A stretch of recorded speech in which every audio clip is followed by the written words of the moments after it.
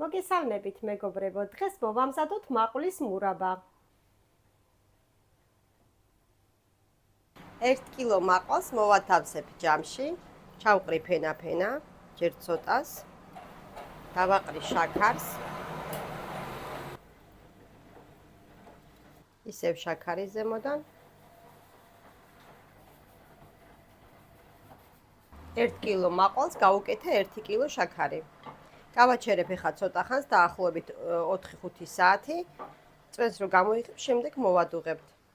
გავიდა 4-5 საათი, მეგობრებო, ნახეთ როგორ გამოიღო წვენი, დადნა შაქარი.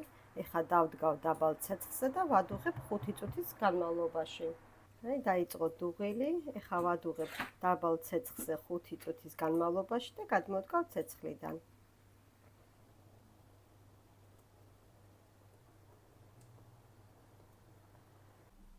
მესამე ადუღების შემდეგ დავასხათ ნახევარი ლიმონის წვენი, ვადუღოთ კიდევ 5 წუთის განმავლობაში და ცხელივე ჩავასხათ გასტერილებულ ქილებში.